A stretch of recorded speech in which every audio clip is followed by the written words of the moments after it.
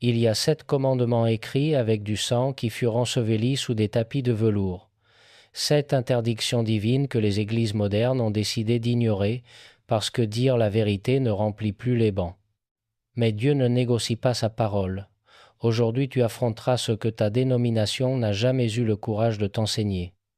Prépare-toi, car la vérité ne console pas, elle transforme, et ce que tu découvriras changera à jamais ta manière de voir la foi. La lumière des bougies tremble tandis que des milliers entonnent des hymnes de louange, mais il y a quelque chose que personne ne mentionne. Un pacte de silence traverse les dénominations et unit des pasteurs qui ne se sont jamais vus.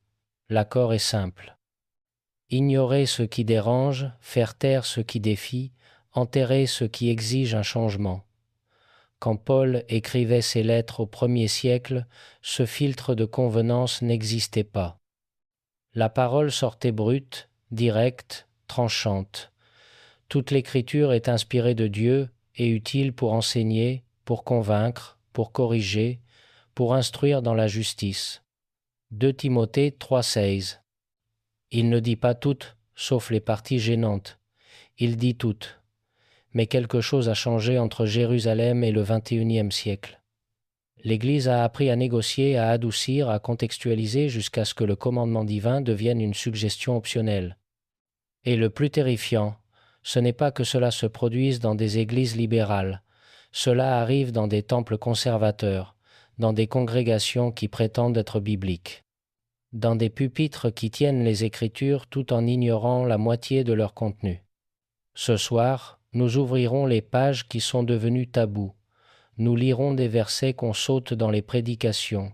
Nous signalerons 7 interdictions divines que ton Église a décidé d'effacer.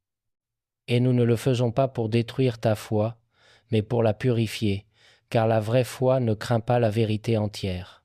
Le chiffre 7 n'est pas un hasard.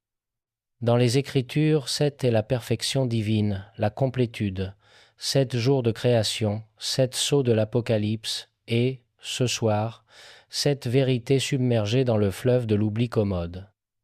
7 commandements que Dieu n'a pas retirés, mais que ses églises ont choisi de débrancher. Pourquoi l'ont-elles fait? La réponse est ancienne comme la chute, la même raison pour laquelle Ève mordit le fruit, la convenance, le désir, l'illusion de pouvoir éditer Dieu et continuer à l'appeler Seigneur.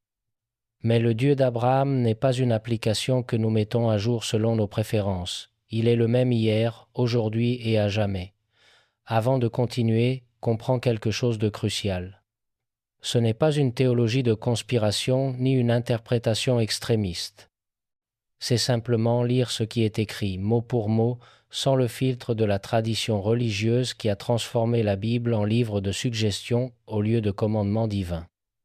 Certains commandements te mettront mal à l'aise, d'autres t'irriteront, plusieurs défieront la manière dont tu as pratiqué ta foi pendant des années, et c'est bien. Le discipolat authentique commence toujours par l'inconfort. Jésus n'a jamais promis un évangile tiède. Si quelqu'un veut venir après moi, qu'il renonce à lui-même, qu'il prenne sa croix et qu'il me suive. Matthieu 6, 24. Cette révélation ne naît pas de l'amertume, mais de l'amour de la vérité. Car aimer Dieu, c'est obéir à toute sa parole. Si vous m'aimez, gardez mes commandements. Jean 14, 15 ne dit pas « Gardez les commandements populaires ». Il ne dit pas « Gardez ceux qui n'affectent pas vos finances ». Il dit « Gardez mes commandements, tous sans exception ». Éteins les lumières, éloigne les distractions, car ce qui vient n'est pas un divertissement religieux, c'est une confrontation avec la vérité domestiquée, réduite au silence et ensevelie sous des couches de tradition humaine. Cette vérité que ton Église a décidé que tu n'avais pas besoin de connaître, mais Dieu n'est pas d'accord. La première vérité interdite est liée à quelque chose qui se produit dans pratiquement toutes les églises du monde chaque dimanche sans que personne ne sourcille. Quelque chose d'aussi normalisé que, lorsque tu le signaleras, on te regardera comme si c'était toi qui étais dans l'erreur. Mais la parole est claire, dévastatrice de clarté. Es-tu prêt à voir ce qui a toujours été là, mais qu'on ne t'a jamais appris à voir? La première interdiction, accumuler des trésors sur la terre. La première interdiction que les églises modernes ignorent se trouve dans le Sermon sur la montagne, dans les paroles directes de Jésus, et pourtant, c'est le commandement le plus violé dans la chrétienté contemporaine, surtout parmi ceux qui prêchent depuis des pupitres d'or. Ne vous amassez pas des trésors sur la terre où la teigne et la rouille détruisent et où les voleurs perçants et dérobent, mais amassez-vous des trésors dans le ciel. Matthieu 6 dit à 9:1. Ce n'est pas une suggestion, c'est un commandement direct du Fils de Dieu. Le grec « ne vous amassez pas » est un impératif négatif, une prohibition absolue, la même structure que « tu ne tueras point ». Mais traverse des mégas, églises de n'importe quelle ville et tu verras l'antithèse exacte. Des pasteurs avec des montres qui coûtent plus que le salaire annuel d'un fidèle, des temples avec des budgets qui pourraient nourrir des continents affamés, des prédicateurs en jet privé citant la prospérité financière. Et quand quelqu'un pointe la contradiction, Dieu veut nous bénir, mais bénédiction ne signifie pas accumulation. Jésus continue, car là où est ton trésor, là aussi sera ton cœur. Matthieu 6, 20 et 1. Voilà la raison. Ce n'est pas que l'argent soit mauvais, c'est que l'accumulation de richesses séquestre inévitablement le cœur. Vous ne pouvez pas servir Dieu et Mammon. Matthieu 6, 24. Il ne s'agit pas seulement d'argent, il s'agit de l'esprit de convoitise, du Dieu de l'accumulation matérielle. Observe le contraste entre les paroles du Christ et la pratique ecclésiastique. Jésus n'avait pas où reposer sa tête. Les apôtres ont tout laissé. L'Église primitive vendait ses biens et partageait tout. Et chaque jour ils étaient assidus d'un commun accord au temple. Ils rompaient le pain dans les maisons et prenaient leur nourriture avec joie et simplicité de cœur. Acte 2, 46. Simplicité, pas ostentation. Comment en sommes-nous arrivés là? Comment une religion fondée par un charpentier sans maison est-elle devenue une corporation obsédée par l'immobilier? La réponse se trouve au siècle III, lorsque Constantin fit du christianisme la religion officielle. Soudain, des évêques avaient des palais, des dirigeants détenaient le pouvoir politique, et l'Église a appris que l'alliance avec le pouvoir temporel exige de sacrifier des principes éternels. Mais l'excuse historique ne justifie pas l'obéissance manquante d'aujourd'hui. Chaque génération affronte la même question. Obéirons-nous au Christ ou à la culture? Et la culture de l'accumulation a infecté le christianisme si profondément qu'on prêche maintenant l'évangile de prospérité comme doctrine biblique. Tout est mensonge, tout contredit Jésus. Jacques écrivit avec fureur. « Allons maintenant, riches, pleurez et gémissez à cause des malheurs qui viendront sur vous. Vos richesses sont pourries. » Jacques 5 contre 1, 2. Il n'y a pas d'ambiguïté. Les riches qui accumulent tandis que d'autres souffrent affronteront le jugement divin. Ces paroles sont rarement prêchées depuis des pupitres qui dépendent des dîmes de millionnaires. L'Église primitive l'avait compris. Quand Ananias et Saphira mentirent sur le prix de leur propriété, ils moururent instantanément, non pour avoir gardé de l'argent, mais pour avoir prétendu à la générosité tout en cachant la cupidité. Pourquoi Satan a-t-il rempli ton cœur, au point que tu mentes au Saint-Esprit? Acte 5 contre 3. Satan remplit le cœur que l'argent occupe déjà. La preuve décisive se trouve en Matthieu 19. Le jeune homme riche demande ce qu'il doit faire pour hériter la vie éternelle. Jésus répond, « Si tu veux être parfait, va vends ce que tu as, et donne-le aux pauvres, et tu auras un trésor dans le ciel, puis viens et suis-moi. » Versets 20 et 1. Le jeune s'en alla tout triste, car il avait de grands biens. Jésus ne courut pas après lui, il le laissa partir, puis il prononça une déclaration radicale. « Je vous le dis en vérité, il est difficile qu'un riche entre dans le royaume des cieux. » Verset 23. Difficile, parce que les richesses créent l'illusion de l'autosuffisance. Le riche se confie plus en son compte bancaire qu'en la provision divine. La deuxième interdiction, jurer et faire des vœux. La deuxième interdiction est si enracinée dans la culture chrétienne que la plupart ne la reconnaissent même pas comme un commandement. Elle se produit à chaque mariage. lors de chaque installation de responsable, dans chaque tribunal où un chrétien jure. Mais Jésus fut explicite. Vous avez encore appris qu'il a été dit aux anciens, « Tu ne te parjureras point, mais tu t'acquitteras envers le Seigneur de tes serments. » Mais moi, je vous dis de ne jurer aucunement. Matthieu 5, 33, 34. Jésus élève la norme. Les anciens disaient, « Ne romps pas tes serments. » Jésus dit, « Ne jure pas du tout. » Il continue avec des exemples. Ni par le ciel, car c'est le trône de Dieu, ni par la terre, car c'est son marchepied, ni par Jérusalem, car c'est la ville du grand roi. Versets 34-35. Il ferme toutes les échappatoires. Tu ne peux jurer par rien, car rien ne t'appartient. Jurer par ce que tu ne contrôles pas, c'est de l'arrogance. Il offre une alternative, que votre parole soit oui, oui, non, non. Ce qu'on y ajoute vient du mal. Verset 37. Ta parole devrait suffire. Si tu as besoin de renforcer tes promesses par des serments, ta crédibilité est en doute. Un disciple authentique est si fiable que son simple « oui » a le poids d'un contrat.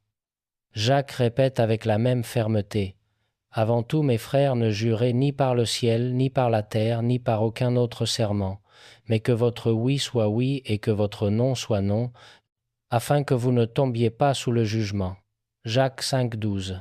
Avant tout, parmi tout ce qu'il pouvait souligner, il choisit cela, ne jurez pas. Pourtant, chaque dimanche, des couples chrétiens prononcent des vœux matrimoniaux. Je jure de t'aimer dans le bonheur et dans l'adversité jusqu'à ce que la mort nous sépare. C'est beau, c'est traditionnel, et c'est une désobéissance directe, peu importe la noble intention. Jésus a dit « Ne jure pas, il n'y a pas d'exception pour les noces. » Les tribunaux posent le même dilemme. Quand un croyant témoigne, le juge ordonne « Jurez de dire la vérité ». Et le chrétien, pris entre la loi humaine et la divine, jure généralement. Mais les premiers chrétiens refusèrent, même si cela signifiait la punition. Ils comprirent qu'obéir à Dieu est plus important que plaire aux autorités. La racine du problème, c'est la défiance. Nous vivons dans une culture où la parole n'a plus de valeur. Les contrats exigent des signatures, les promesses exigent des témoins, et l'Église, au lieu de défier cette culture, l'a adoptée.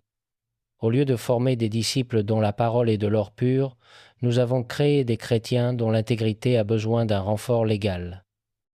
Imagine une communauté où chaque croyant serait si fiable que son simple « oui » ou « non » suffirait, où une poignée de main vaudrait plus que des contrats de 100 pages. C'était la vision de Jésus, non pas une religion de rituels vides, mais une communauté d'intégrité radicale. Mais nous avons échoué. Nous avons transformé le mariage chrétien en spectacle de vœux solennels, alors qu'il devrait être l'union de deux personnes dont la parole est déjà inébranlable. Nous acceptons les serments au tribunal comme un mal nécessaire quand nous devrions former des croyants dont le témoignage soit si crédible qu'il n'ait pas besoin de renfort. L'ironie, c'est que nos serments ne nous rendent pas plus fiables. Les taux de divorce parmi les chrétiens qui ont juré un amour éternel sont aussi élevés que chez les non-croyants. Des dirigeants qui jurèrent fidélité sont découverts dans des scandales. Des témoins qui jurèrent sur la Bible mentent sous serment. Le serment ne crée pas l'intégrité, il n'en révèle que l'absence. La troisième interdiction, appeler père des leaders religieux. La troisième interdiction est enfouie dans l'un des discours les plus confrontants de Jésus. C'est Matthieu 23, où le Christ déchaîne sa fureur contre les chefs religieux et prononce un commandement que des millions de chrétiens violent chaque jour sans y penser. « Et n'appelez personne sur la terre votre Père, car un seul est votre Père, celui qui est dans les cieux. » Matthieu 23 contre 9. C'est direct, c'est clair, et c'est absolument ignoré par l'une des dénominations les plus grandes du monde. Chaque catholique appelle père ses prêtres, chaque orthodoxe appelle père ses responsables. Et Jésus a dit, ne le faites pas. Le contexte est crucial. Jésus dénonce l'hypocrisie des scribes et des pharisiens qui aimaient les titres. Ils aiment les premières places dans les festins, les premiers sièges dans les synagogues et les salutations sur les places publiques, et qu'on les appelle rabbis. Versets 6-7. Le problème n'était pas seulement le titre, c'était ce qu'il représentait, une hiérarchie spirituelle plaçant des intermédiaires entre Dieu et le peuple. Jésus établit un principe révolutionnaire. Mais pour vous, ne vous faites pas appeler rabbi, car un seul est votre maître, le Christ, et vous êtes tous frères. Verset 8. Nous sommes tous frères.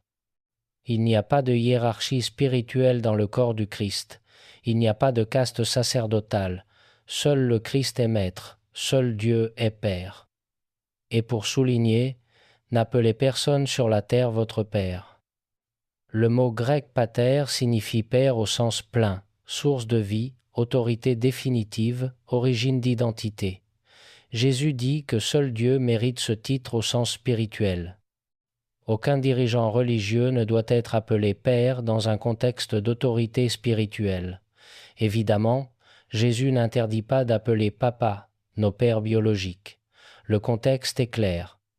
Il parle des titres religieux, des structures d'autorité spirituelle. Il démantèle le système où quelques-uns s'interposent entre Dieu et son peuple, exigeant des honneurs comme représentants divins.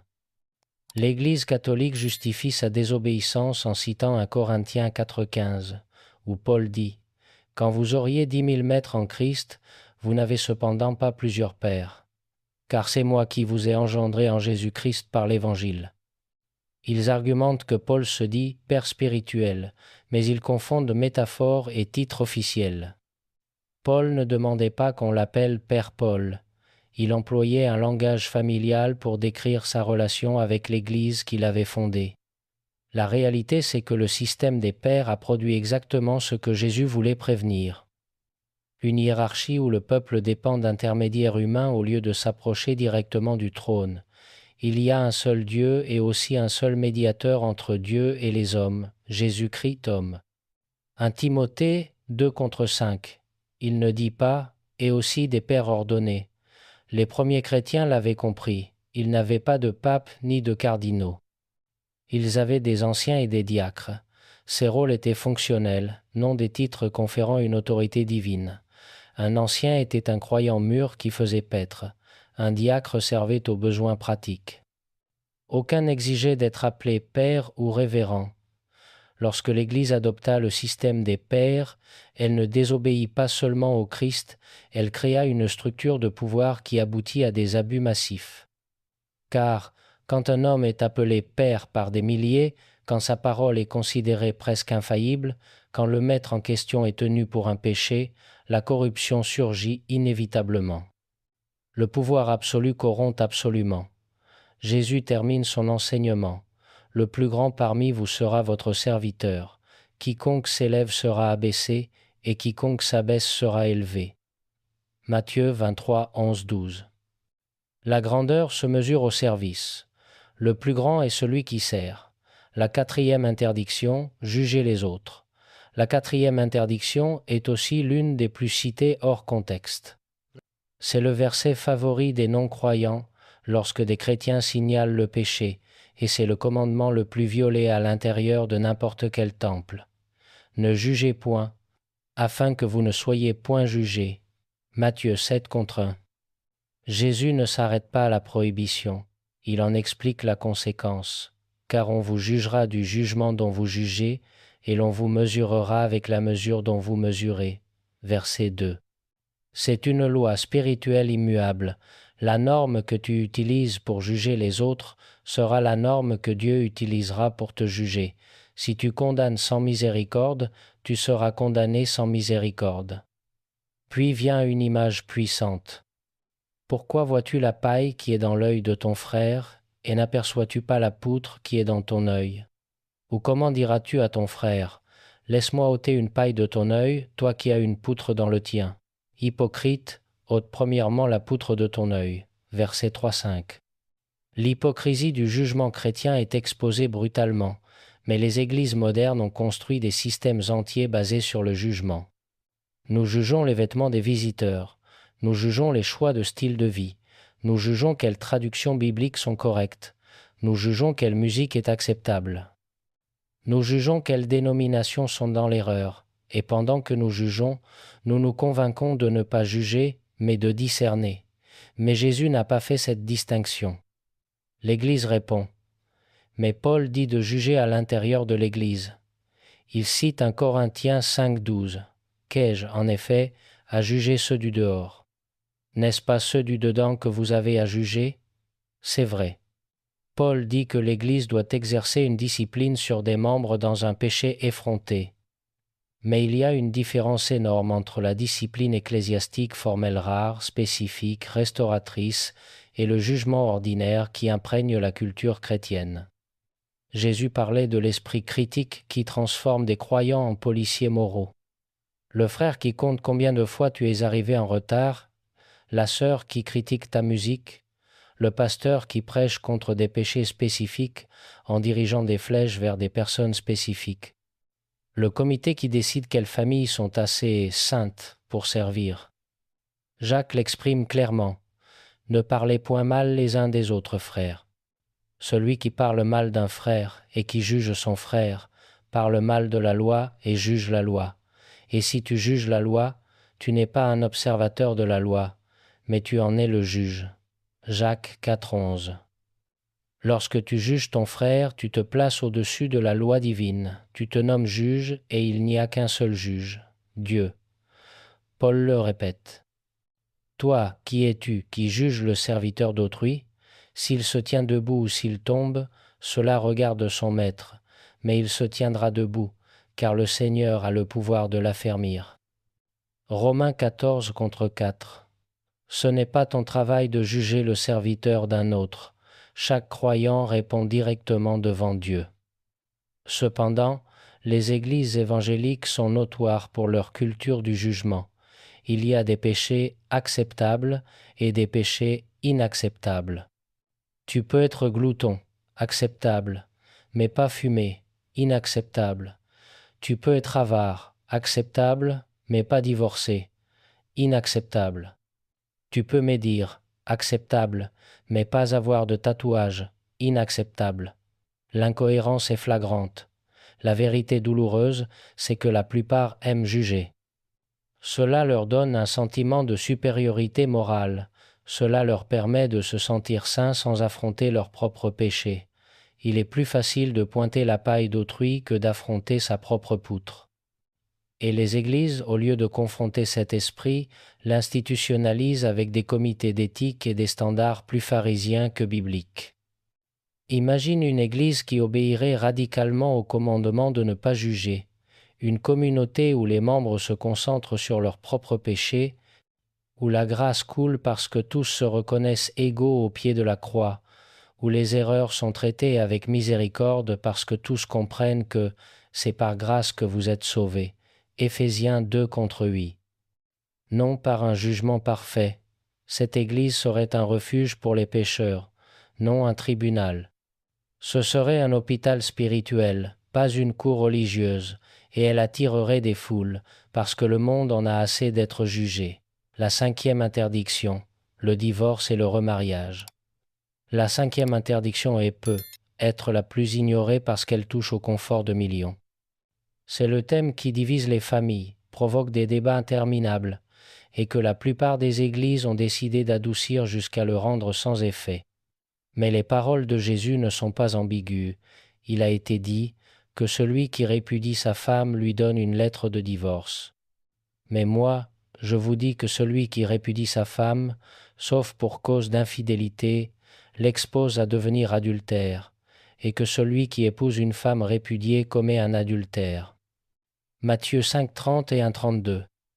Jésus élève la norme. Seule l'immoralité sexuelle constitue une exception, et celui qui épouse une divorcée commet l'adultère. Les pharisiens le défient en Matthieu 19.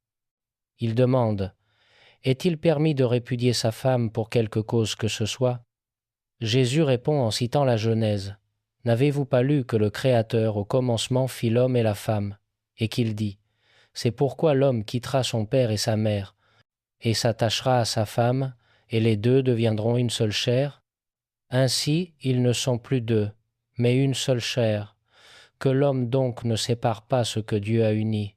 versets 4-6. Les pharisiens insistent. Pourquoi donc Moïse a-t-il prescrit de donner une lettre de divorce et de répudier? La réponse de Jésus est dévastatrice. C'est à cause de la dureté de votre cœur que Moïse vous a permis de répudier vos femmes. Au commencement, il n'en était pas ainsi. Verset 8. Le divorce n'a jamais été le plan de Dieu. Ce fut une concession à la dureté humaine, mais la norme originelle demeure, une seule chair jusqu'à la mort. Et pour qu'il n'y ait pas de doute, or je vous dis, celui qui répudie sa femme, sauf pour infidélité, et qui en épouse une autre, commet un adultère. Et celui qui épouse une femme répudiée commet un adultère. Verset 9. Deux exceptions claires, la mort du conjoint et l'infidélité sexuelle. En dehors de cela, le divorce ne dissout pas le mariage devant Dieu. Les églises modernes ont trouvé 1000 façons d'y échapper. Elles parlent d'incompatibilité. Elles disent que Dieu ne veut pas que tu sois malheureux. Elles créent des catégories comme l'abandon ou l'abus pour justifier des divorces. Et bien que personne ne minimise la tragédie de la maltraitance, Jésus n'a pas inclus ces exceptions. Il en a donné une, porneia, immoralité sexuelle. Paul en ajoute une, si le non-croyant se sépare, qu'il se sépare. Le frère ou la sœur ne sont pas liés dans ces cas-là. 1 Corinthiens 7,15. Les disciples furent consternés. Si telle est la condition de l'homme à l'égard de la femme, il n'est pas avantageux de se marier. Matthieu 10 à 9-10. Jésus n'adoucit pas le message, il répond « Tous ne comprennent pas cette parole, mais seulement ceux à qui cela est donné. » Verset 11. C'est une norme difficile, qui requiert une grâce surnaturelle, mais elle reste la norme. Pourtant, les églises sont pleines de personnes divorcées et remariées. Et la plupart ont décidé qu'il est plus important d'être compatissantes que d'obéir au commandement direct du Christ. Alors on bénit des seconds mariages, on ordonne des pasteurs divorcés, on installe des anciens à leur troisième épouse, et quand quelqu'un signale la contradiction, il est taxé de légalisme. Dieu est amour et pardon, mais le pardon n'annule pas les conséquences. Dieu peut pardonner un meurtre, mais le mort ne ressuscite pas. Il peut pardonner l'adultère, mais le mariage ne se restaure pas automatiquement, et il peut pardonner un divorce injustifié, mais cela ne rend pas le second mariage légitime. Si Jésus a dit qu'épouser un divorcé est adultère, alors chaque jour de ce second mariage est un jour d'adultère continu. Cette vérité est brutale. Elle implique que des millions de chrétiens bien intentionnés vivent dans un péché continu. Elle implique que des églises qui bénissent ces unions facilitent un adultère institutionnel.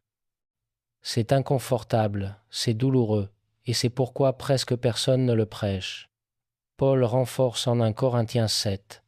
À ceux qui sont mariés, j'ordonne, non pas moi, mais le Seigneur, que la femme ne se sépare point de son mari si elle est séparée, qu'elle demeure sans se marier, ou qu'elle se réconcilie avec son mari, et que le mari ne répudie point sa femme. Versets 10-11. Si le mariage se brise, il y a deux options, rester célibataire ou se réconcilier. Il n'y en a pas de troisième. La raison est profonde. Le mariage est une figure de la relation entre le Christ et son Église. Ce mystère est grand. Je dis cela par rapport à Christ et à l'Église. Éphésiens 5,32. Quand un chrétien divorce sans cause biblique et se remarie, il proclame au monde que le Christ pourrait divorcer de son Église. La 6e interdiction des femmes enseignant dans l'Église. Avant de continuer, je dois être absolument clair. Ce que tu vas entendre n'est pas mon opinion personnelle, ce n'est pas mon interprétation privée, ce n'est pas ma préférence culturelle, c'est simplement ce qui est écrit dans la parole de Dieu. Mon travail n'est pas d'éditer les Écritures pour les rendre acceptables à la culture moderne. Mon travail est de présenter ce que dit la Bible, même si c'est inconfortable, même si c'est impopulaire, même si cela contredit les tendances actuelles. Tu décides que faire de cette vérité, mais d'abord tu dois la connaître. La 6e interdiction est la plus controversée à l'ère moderne. C'est le commandement qui affronte la culture contemporaine du genre. et c'est l'enseignement que de nombreuses églises progressistes ont écarté comme culturellement conditionné. Mais il est dans les Écritures, écrit par Paul sous inspiration divine, que la femme apprenne dans le silence, en toute soumission, car je ne permets pas à la femme d'enseigner, ni de prendre autorité sur l'homme, mais elle doit demeurer dans le silence. 1 Timothée 2, 11, 12. Il n'y a pas d'ambiguïté. Paul ne suggère pas, il ordonne. Les femmes ne doivent pas enseigner dans l'assemblée chrétienne ni exercer une autorité spirituelle sur des hommes. Paul continue avec une raison théologique. Car Adam a été formé le premier, Ève ensuite, et Adam n'a pas été séduit, mais la femme, séduite, s'est rendue coupable de transgression. Versets 13-14. L'interdiction se fonde sur l'ordre de la création et le schéma de la chute.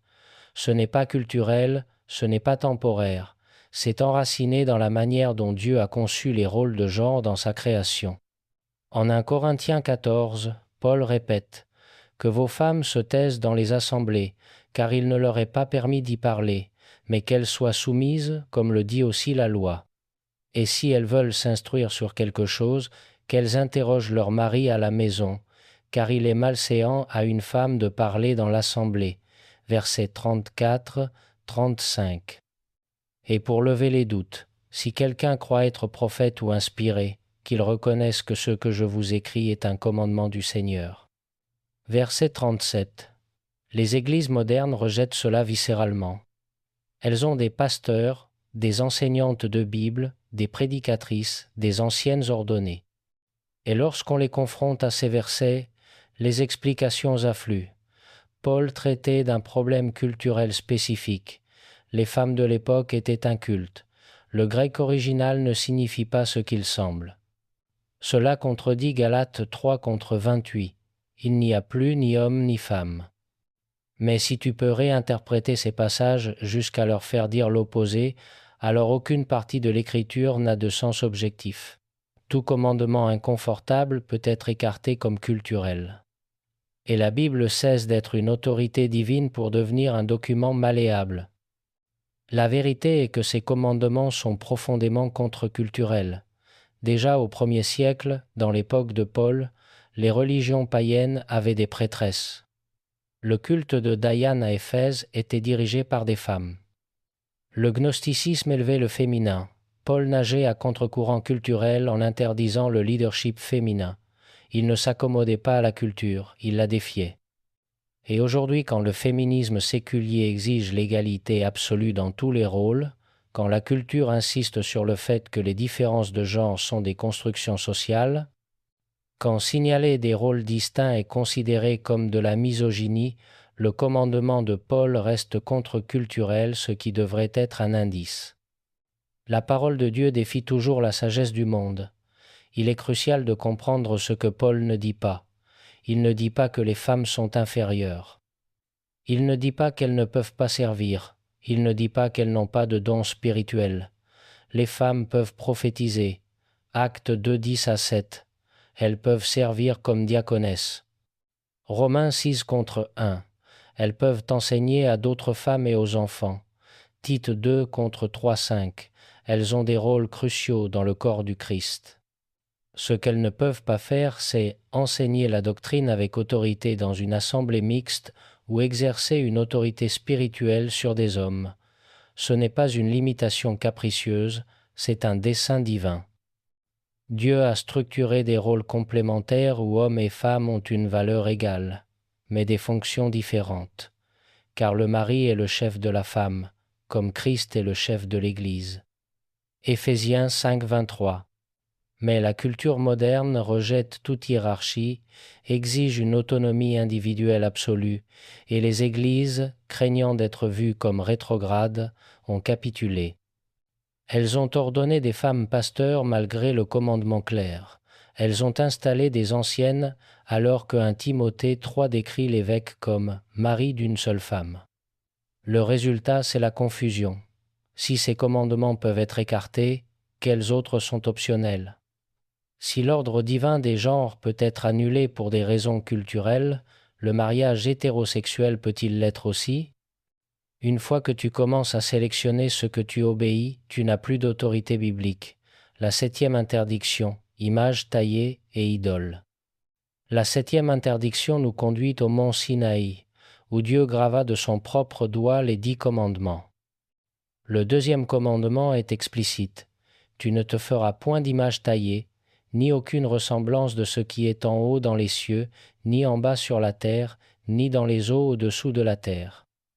Tu ne te prosterneras point devant elles, et tu ne les serviras point. Exode 20 contre 4-5. C'est direct, sans ambiguïté. Ne fais pas d'image de quoi que ce soit au ciel, sur la terre ou dans les eaux, et certainement ne te prosterne pas devant elles. Pourtant, marche dans presque n'importe quelle église catholique ou orthodoxe et tu trouveras exactement ce que Dieu a interdit. Des statues de Jésus, de Marie, de saints, des images devant lesquelles les fidèles s'agenouillent, prient, allument des bougies, baisent les pieds. La justification est toujours « Nous n'adorons pas l'image, nous vénérons le saint qu'elle représente. » Mais Dieu n'a pas fait cette distinction. Il a dit « Ne fais pas d'image et ne te prosterne pas devant elle. » Il n'a pas dit « Tu peux faire des images si tu ne fais que les vénérer. » L'interdiction est absolue, car Dieu connaît le cœur humain. Il savait que les images deviendraient inévitablement des objets d'adoration. La raison se trouve au verset suivant. « Car moi, l'Éternel, ton Dieu, je suis un Dieu jaloux, qui punit l'iniquité des pères sur les enfants jusqu'à la 3e et la 4e génération de ceux qui me haïssent. » Exode 20 contre 5. Dieu est jaloux. Il ne partagera pas sa gloire avec des images faites de mains d'hommes, et les conséquences s'étendent sur des générations. Quand Moïse descendit de la montagne et trouva le peuple adorant le veau d'or, sa fureur refléta la fureur divine. Il prit le veau qu'ils avaient fait et le brûla au feu. Il le réduisit en poudre, répandit cette poudre sur l'eau et fit boire les enfants d'Israël. Exode 32 contre 20. 3000 hommes moururent ce jour-là pour idolâtrie. Dieu ne prend pas cela à la légère. L'argument catholique est que les images sont des livres pour analphabètes, des outils pédagogiques aidant à se connecter au divin. Mais Israël était aussi majoritairement analphabète.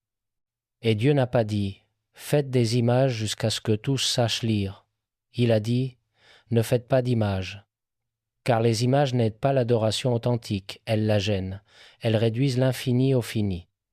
Ésaïe 44 décrit l'absurdité de l'idolâtrie avec sarcasme. Un homme coupe un arbre. Avec une moitié, il fait du feu pour se chauffer. Avec l'autre moitié, il taille un dieu et se prosterne en disant « Délivre-moi, car tu es mon Dieu ». Verset 17. Il ne voit pas la contradiction, mais l'idolâtrie aveugle la raison. Et ne pensons pas que cela ne s'applique qu'aux statues païennes. Toute représentation physique de Dieu ou du Christ est une violation du 2e commandement. Les crucifixes qui pendent dans des millions d'églises, les peintures d'un Jésus blond aux yeux bleus, les statues de Marie devant lesquelles des millions prient, tout cela est interdit. Le Nouveau Testament renforce l'interdiction. Ainsi donc, étant la race de Dieu, nous ne devons pas croire que la divinité soit semblable à de l'or, à de l'argent ou à de la pierre, sculptée par l'art et l'industrie de l'homme. Actes 10 à 7, 29. Dieu ne peut être capturé dans le métal, la pierre ou la peinture. Toute tentative insulte sa gloire transcendante. Jean termine sa première épître par un avertissement abrupt. « Petits enfants, gardez-vous des idoles. » 1 Jean 5, 20 et 1. C'est le dernier mot de sa lettre, comme pour dire « J'ai écrit sur l'amour, la vérité, la doctrine, mais surtout, gardez-vous des idoles, car l'idolâtrie est le péché racine dont découlent tous les autres. » Les églises protestantes s'enorgueillissent de ne pas avoir de statut, mais elles ont leurs propres idoles, le pasteur charismatique, dont la personnalité éclipse le Christ. La doctrine dénominationnelle qu'on défend plus que l'Évangile, les bâtiments magnifiques qui consomment plus de ressources que les missionnaires, la musique d'adoration qui génère plus d'émotions que le Dieu auquel elle s'adresse. Tout ce qui occupe la place centrale que seul Dieu mérite est une idole, mais le commandement interdit spécifiquement les images physiques parce que Dieu sait que nous sommes des créatures visuelles. Nous gravitons vers le tangible. Nous voulons voir, toucher, contrôler. Et un Dieu qui peut être représenté en image est un Dieu qu'on peut manipuler. C'est pourquoi Dieu a interdit les images de lui-même. Quand Jésus s'est incarné, certains argumentent que cela a changé les règles. Dieu s'est rendu visible en Christ, donc nous pouvons désormais le représenter. Mais Jésus n'a jamais ordonné de faire des images de lui. Les apôtres n'ont jamais dessiné de portrait. L'Église primitive employait des symboles abstraits poissons, encre, colombe, jamais des images du Christ. Ce n'est qu'après que Constantin fusionna l'Église et l'État que les images proliférèrent. Une Église obéissante au deuxième commandement n'aurait pas de statue, pas d'icône, pas d'image du Christ ou des saints. Elle aurait la prédication de la parole, l'adoration en esprit et en vérité. Et elle ferait confiance au Saint-Esprit pour faire dans les cœurs plus que n'importe quelle image physique ne le pourra jamais. Nous arrivons maintenant à la question qui a chuchoté dans ton esprit. Pourquoi ? Si ces commandements sont clairement écrits, pourquoi les églises les ignorent-elles ? Pourquoi des dénominations entières ont-elles construit des systèmes théologiques qui contredisent directement ce que les Écritures ordonnent ? La réponse est plus sombre que nous ne voudrions l'admettre, et elle a des racines profondes dans le cœur déchu de l'homme et dans les stratégies de l'ennemi qui cherche à corrompre l'Église de l'intérieur. Première raison, le pouvoir. Les commandements ignorés sont ceux qui démantèleraient les structures de pouvoir que des institutions religieuses ont construites. Appeler pairs des dirigeants crée une hiérarchie. Accumuler des trésors bâtit des empires. Ignorer les restrictions sur le leadership féminin double le vivier de candidats. Chaque commandement ignoré correspond à un avantage institutionnel qui serait perdu s'il était obéi. Jésus l'avait prédit. Gardez-vous des scribes qui aiment se promener en longue robe et qui aiment les salutations sur les places publiques, les premiers sièges dans les synagogues et les premières places dans les festins. Ils dévorent les maisons des veuves. Marc 12, 38-40. Les responsables religieux aiment le pouvoir, le prestige, la position, et les commandements du Christ défient tout cela. Deuxième raison, l'argent. Car l'amour de l'argent est une racine de tous les maux. 1 Timothée 6 contre 10. Prêcher contre l'accumulation de trésors viderait les comptes des mégas, églises. Confronter le divorce aliénerait la moitié de la congrégation. Enseigner sur le serment éliminerait des cérémonies lucratives. Suivre le commandement sur les images exigerait d'enlever un art qui attire des touristes et des donateurs. Chaque commandement ignoré a une ligne directe vers le budget. Jésus renversa les tables des changeurs parce qu'ils avaient transformé la maison de Dieu en affaires. Ma maison sera appelée une maison de prière, mais vous, vous en faites une caverne de voleurs. Matthieu 20 et 1,13.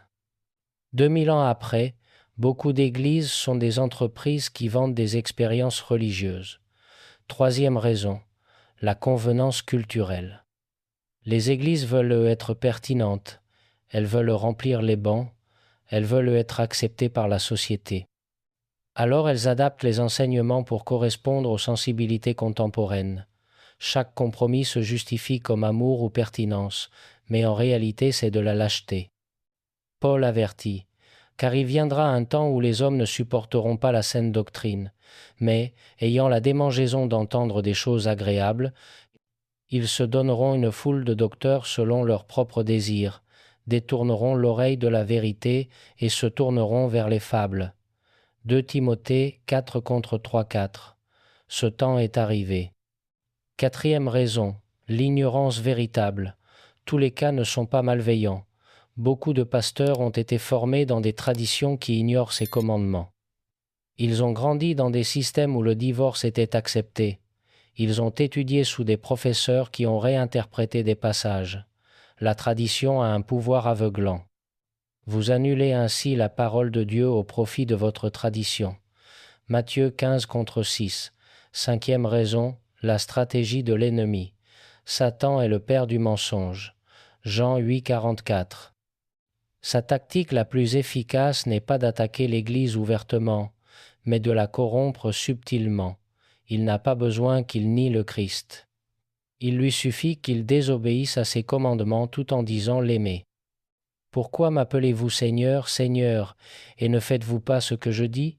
Luc 6, 46. Sixième raison, l'orgueil théologique. Certains ignorent ces commandements parce qu'ils croient que leur éducation leur donne le droit de les réinterpréter. Ils ont des diplômes. Ils ont lu le grec et l'hébreu, et, avec cela, concluent qu'ils comprennent mieux que les apôtres ce que les Écritures signifient réellement. Mais la science enfle. 1 Corinthiens 8:1. Septième raison, la peur du coup. Obéir à un prix. Cela te rendra impopulaire. Cela te marginalisera. Cela te coûtera des amitiés, des positions, peut être ta carrière. Il est plus facile d'aller avec le courant, plus sûr de se conformer au statu quo. Et ainsi, par peur du coût de l'obéissance, des millions choisissent le coût bien plus grand de la désobéissance, le déplaisir divin. Jésus a demandé « Que sert-il à un homme de gagner le monde entier s'il perd son âme ?» Marc 8,36. Beaucoup de dirigeants ont gagné du prestige, des positions confortables, le respect dénominationnel, mais ils ont perdu l'intégrité biblique. Ils ont échangé l'obéissance contre l'acceptation. Tu as parcouru 7 vérités interdites, 7 commandements que les églises ont décidé de réduire au silence, et maintenant tu te trouves à la croisée des chemins. Tu ne peux pas prétendre ne pas savoir. L'ignorance n'est plus une excuse. Les paroles du Christ sont devant toi sans filtre, et la question résonne. Que feras-tu maintenant ? Certains répondront avec colère. Tu divises le corps du Christ. Tu es légaliste.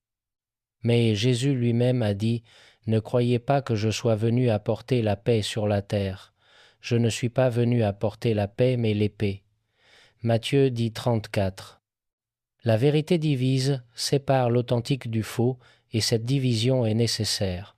D'autres répondront avec désespoir. « Je suis en second mariage depuis 20 ans. Je suis dans l'adultère. Ma grand-mère était une pasteur fidèle. Était-elle dans le péché ? J'ai des images du Christ chez moi. Dois-je les détruire ? Les questions sont valides. La douleur est réelle, et la réponse n'est pas simple. Écoute. La grâce de Dieu est plus grande que tout péché. Là où le péché a abondé, la grâce a surabondé. Romains 5,20. Mais la grâce n'annule pas la nécessité de la repentance. La repentance authentique signifie changer de direction lorsque tu découvres que tu as été dans la désobéissance. Cela ne signifie pas que tout sera facile. Cela signifie que maintenant, les yeux ouverts, tu choisis d'obéir. Pour certains, cela impliquera des décisions radicales, peut être renoncer à une position que tu ne devrais pas occuper. Peut être examiner ton second mariage avec une honnêteté brutale. Peut être enlever des images de ta maison. Peut être cesser de jurer et commencer à être si fiable que ta simple parole suffise. Pour d'autres, cela impliquera de confronter ton Église non avec arrogance, mais avec humilité et amour. Présente ces enseignements à tes responsables. Demande comment ils réconcilient la pratique avec les commandements. Et s'ils rejettent la conversation, s'ils t'étiquettent comme problématique, tu as une décision à prendre. Resteras-tu dans une institution qui désobéit consciemment à Dieu ? Ou chercheras-tu une communauté où l'obéissance est valorisée ? Certains devront sortir, non de la foi, mais de systèmes religieux qui ont remplacé les commandements divins par des traditions humaines. Sortez du milieu d'eux, et séparez-vous, dit le Seigneur. Ne touchez pas à ce qui est impur, et je vous accueillerai. 2 Corinthiens 6:10-7. Il y aura un coup.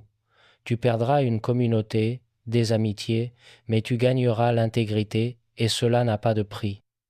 D'autres sont appelés à rester et à réformer comme Luther, clouant ses thèses, confrontant la corruption de l'intérieur. Tous ne sont pas appelés à sortir, certains à être une voix prophétique dans des institutions qui ont besoin de correction. Mais cela requiert de la sagesse, de l'humilité et la reconnaissance que le changement institutionnel est lent. La clé, c'est que l'obéissance personnelle est non négociable. Tu ne peux pas contrôler ce que fait ton Église.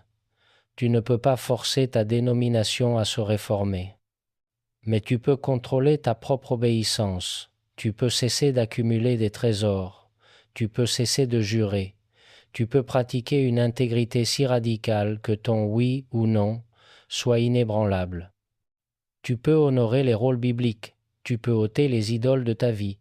Et ce faisant, tu expérimenteras la liberté, car l'obéissance n'est pas un fardeau, c'est une libération. Vous connaîtrez la vérité, et la vérité vous rendra libre. Jean 8, 32. La vérité entière, sans compromis. Cette vérité a le pouvoir de transformer. Certains diront que c'est trop difficile, que les standards sont impossibles, et ils ont raison. Ils sont impossibles par tes propres forces. Ce qui est impossible aux hommes est possible à Dieu. Luc 10 à 8, 27. C'est pourquoi tu as besoin du Saint-Esprit. C'est pourquoi l'obéissance authentique commence par la reddition. Alors, quelle est ta prochaine étape? Commence par la prière. Pas une prière superficielle, mais une conversation honnête avec Dieu. Seigneur, j'ai entendu ta parole, j'ai vu des domaines où j'étais dans la désobéissance. Je ne sais que faire de toutes ces informations, mais je suis disposé à obéir. Montre-moi comment, donne-moi la sagesse, donne-moi du courage. Puis étudie. Ne te contente pas de ce que tu as entendu. Ouvre ta Bible, lise les passages mentionnés, laisse la parole parler d'elle-même sans le filtre de la tradition. Sondez les Écritures, parce que vous pensez avoir en elles la vie éternelle. Ce sont elles qui rendent témoignage de moi. Jean 5, 39. Cherche une communauté. Tu ne peux pas marcher seul. Tu as besoin de frères qui soient eux aussi engagés dans une obéissance radicale. Trouve une église où la parole entière est prêchée sans excuse. Et si tu n'en trouves pas, envisage de commencer un groupe d'études où la vérité puisse être explorée honnêtement. Mais, par-dessus tout, souviens-toi, cette révélation n'est pas pour te condamner, mais pour te libérer. Ce n'est pas pour que tu te sentes supérieur, mais pour que tu marches dans l'humilité, reconnaissant combien tu as failli. Ce n'est pas pour diviser par plaisir, mais pour purifier l'Église, la préparant au retour du Christ. Alors lève-toi, secoue la poussière de la désobéissance institutionnelle, rejette l'Évangile dilué qui offre le salut sans transformation et embrasse le chemin étroit qui conduit à la vie. Entrez par la porte étroite, car large est la porte, spacieux est le chemin qui mène à la perdition, et il y en a beaucoup qui entrent par là. Mais étroite est la porte, resserrez le chemin qui mène à la vie, et il y en a peu qui les trouvent. Matthieu 7, 13, 14. Peu la trouvent, non parce que Dieu la cache, mais parce que la plupart préfèrent le large chemin d'une religion confortable. Ils préfèrent des églises qui ne défient pas, des sermons qui ne confrontent pas. Mais toi, qui as écouté jusqu'ici, tu n'es pas des beaucoup. Tu fais partie du reste qui cherche la vérité plutôt que la tradition. Laisse un commentaire, écris un mot qui capture ta réponse. Peut être conviction, peut être repentance, peut être aide. Quoi que ce soit, écris-le, car déclarer publiquement ta réponse est le premier pas vers un vrai changement. Et souviens-toi des paroles finales. Voici, je viens bientôt, et ma rétribution est avec moi, pour rendre à chacun selon son œuvre. Je suis l'alpha et l'oméga, le premier et le dernier, le commencement et la fin. Apocalypse 22, 12, 13. Il vient bientôt, et lorsqu'il viendra, il ne demandera pas quelle dénomination tu as suivie ou combien populaire fut ton Église. Il demandera si tu as obéi à sa parole, si tu as aimé la vérité plus que la tradition, si tu as suivi l'agneau partout où il allait. Puisses-tu être parmi ceux qui lavent leurs robes. Puisses-tu être trouvé obéissant lorsque l'époux reviendra, et que ces 7 vérités interdites deviennent 7 piliers de ta foi restaurée. Amen.